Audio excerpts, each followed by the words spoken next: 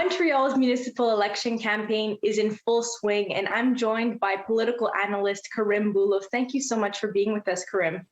My pleasure. What do you think about the first official week of the campaign, even though it feels like they've been campaigning for, since August?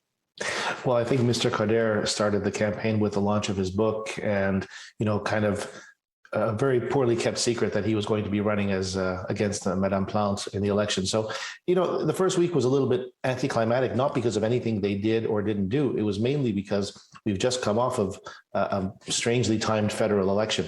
So people are just realizing that, there are new posters up.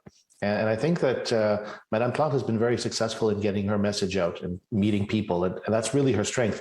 She's been a woman about town and getting out to see as many people in the parks and open spaces as possible.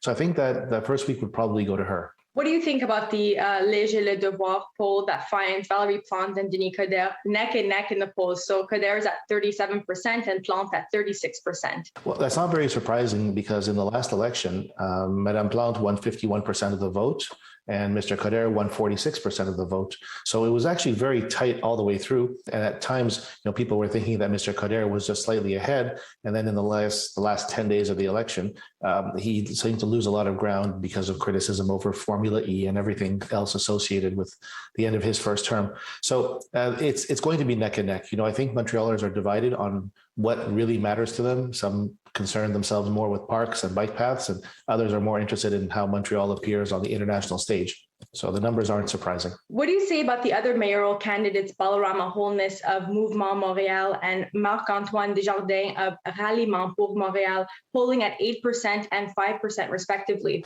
I think they're both interesting candidates, but again, it's more of a popularity contest at this stage, and I think they need time to get their name out and to get their message out to Montrealers. We saw in the 2 elections ago with Madame Joly kind of being the spoiler in the entire process, making it such that Mr. Coderre got in. So you don't know what votes they're going to be stealing and from whom, but they're going to have an impact the further along we go in the campaign, because right now, most people probably don't really know either one of them, really. How do you think the rest of the campaign will shape up, in a few words? I think that it's going to be a clash of ideas, a little bit of old versus a little bit of new. They're going, Madame Plante is going to position Mr. Coderre as the old way of doing things, and it's time for change and it's time for a new type of leadership.